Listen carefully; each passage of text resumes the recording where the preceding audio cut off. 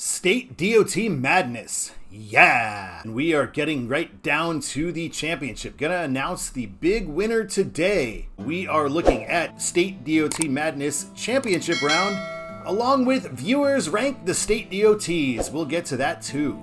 You're watching Control City Freak. This is the YouTube channel where we talk about highways and the places that they're signed to go to. If you dig this kind of content, why not give us a like? And if you really like it, why not subscribe? Yeah, subscribe. Or hit us up on the socials. Yeah.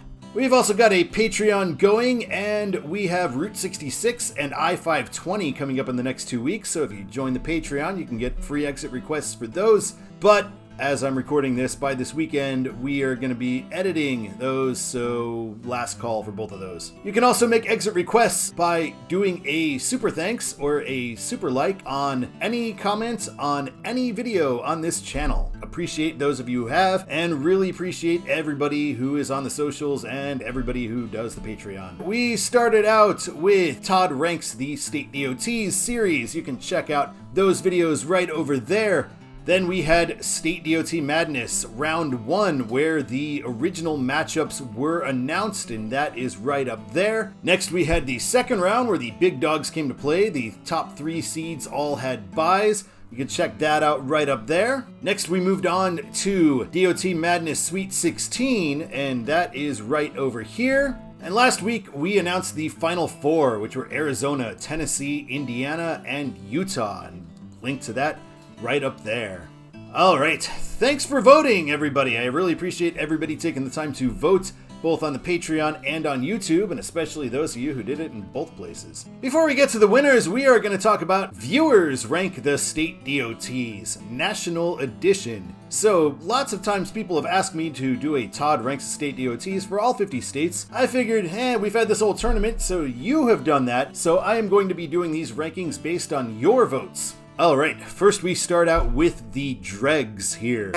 These are state DOTs that failed to get even 100 votes. So New Jersey, Oregon, Maine, North Carolina, New Hampshire, Louisiana in last place, 52nd place. Louisiana did not get a single Patreon vote. Bay St. Louis though, what are you gonna do? Next up are the one and done teams that fared a little better. Pennsylvania down there at 46, so that first graphic were state DOTs that you ranked lower than Pennsylvania, so that's saying something.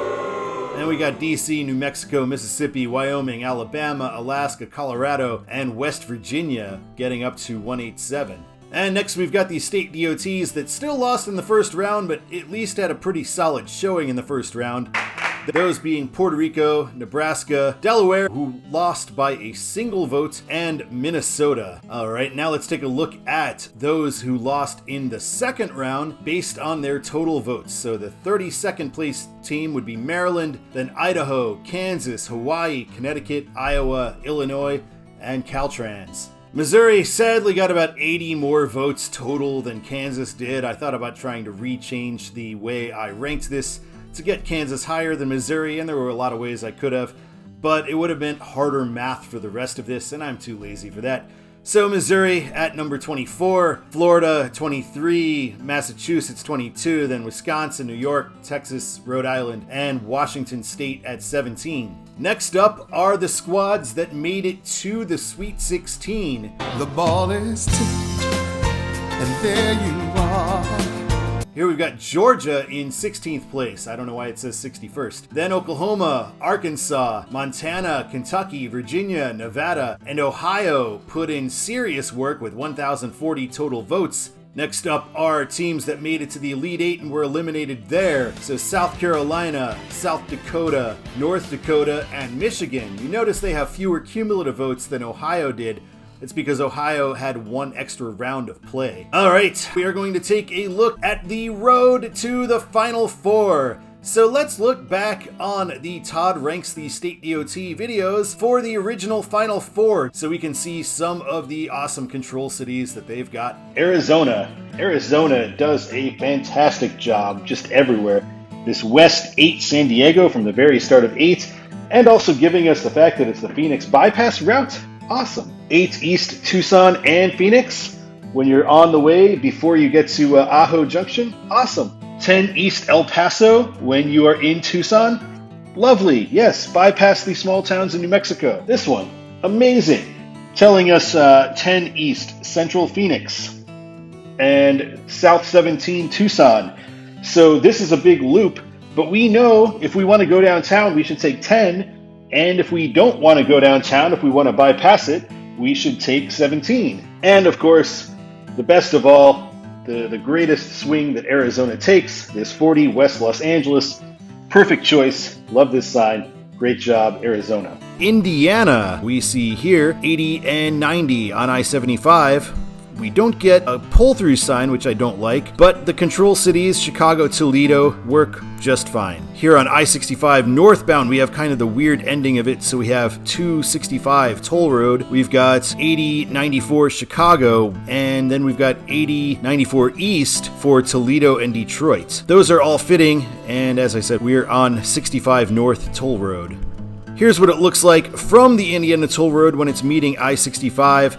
And we've got this nice 90 east, 280 and 94 because you are meeting them at the very next exit on the toll road, Toledo, Ohio. I wouldn't mind seeing Detroit in that sign too, but Toledo is where the Indiana toll road 90 carriageway is actually going.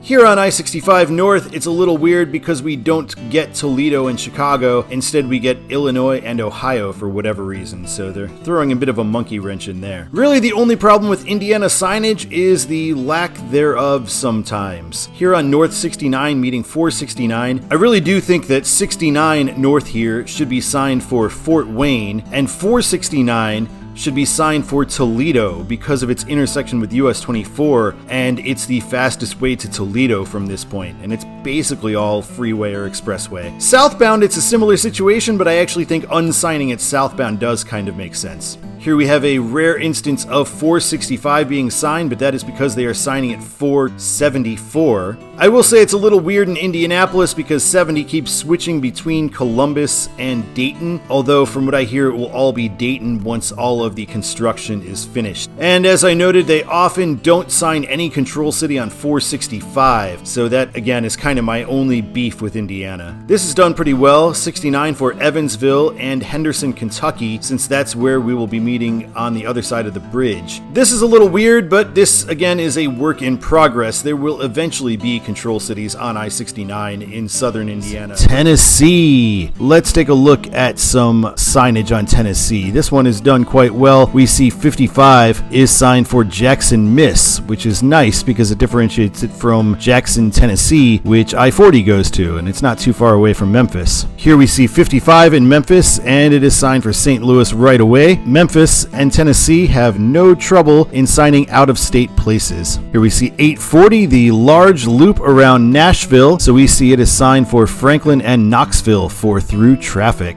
Nashville is done really well all around. The three interstates there all have concurrencies with one another, and they all mention the third when they are not with that one. So here we see West 24 to 65 and West 40 to South 65 as 24 and 40 splits their own concurrencies. Here's another look at how they do it in Nashville. Again, very clear, very accurate, and very well chosen control cities all around. 24 in Chattanooga is signed for Atlanta and Knoxville, and that's because it's going to be intersecting with I-75 and ending at I-75, which goes to both of those two places. I feel like this is where Tennessee really shines. We get the signs for 59, which we actually don't meet until Georgia, and 59 is signed for Birmingham, which is what it should be signed all along, starting from Chattanooga. Here in the Knoxville area, we have a good look at where 75 and 40 are going. Again, solid choices all around. And once again, Tennessee, not scared to sign out-of-state places. We get Asheville signed here.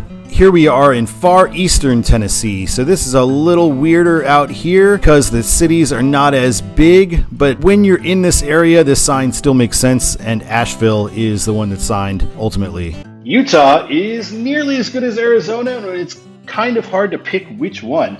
I love this 84 East Cheyenne coming off I-15. That's great. 84 ends hundreds of miles west of Cheyenne, but it is the logical control city here. I love having 70 as the secondary control city instead of, Cove Fort or some weird little town nobody's heard of other than road geeks. I love having 70 signed for Denver here At I-15, skipping over Grand Junction. I mean, Grand Junction is worthy of Control City Hood, but not from this far away. In Denver, it's just a bigger draw. Makes sense. 80 East Cheyenne, same kind of thing. 15 Ogden, 80 Reno, awesome. 84 getting Boise, which once it's in Idaho will swiftly go away and will not be signed for Boise anymore. Idaho loves signing smaller places. 15 South Las Vegas, 80 East Cheyenne. This even used to be 15 South Los Angeles back in the day before Vegas got to be so big. I think in the 60s or 70s, this was 15 South Los Angeles all the way here in Salt Lake. Here's the only place where Utah maybe loses a little bit of points, where Arizona maybe edges it out. This 215 belt route. I don't love that. That could instead say Reno and Cheyenne, and that would be awesome if it had those there instead. All right, let's take a look at the actual Final Four results. I've not posted the scores yet, and we see Tennessee was able to take out Utah 397 votes to 216.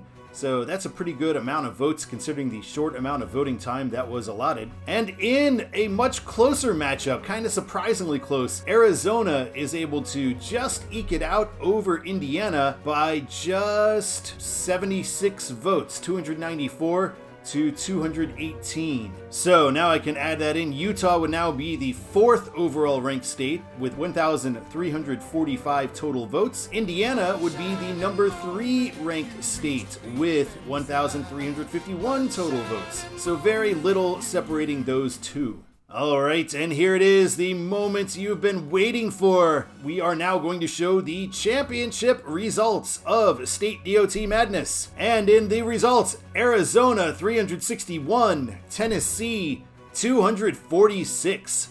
So Arizona is going to be cutting down the nets. As a Jayhawks fan, that's not anything I really like to say, but the Arizona State DOT does a great job, and so far as I know, Mike Bibby and Miles Simon have nothing to do with them. So A-OK in my book. Congratulations, Arizona. So that means Tennessee will be the 2 overall ranked state with 1,498 total votes. Arizona finishing with 1,750 total votes as the number 1 ranked state DOT. Let's take a look at the bracket just one final time. And I've got one more announcement after that. A winner is you, Ian Bertolini. You are the winner of the at-home fill out the bracket game. Ian correctly picked 45 out of 51 possible matches. So amazing job, Ian.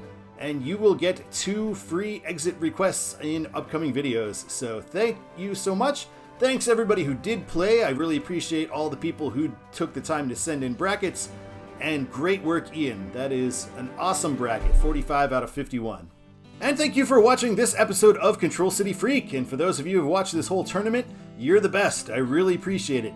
And we are back to regular roads next week with I-520 for a tradition unlike any other. The Masters. Yes. So until then, thank you so much. Really appreciate all of you. My name is Todd, and until next time, keep on trucking.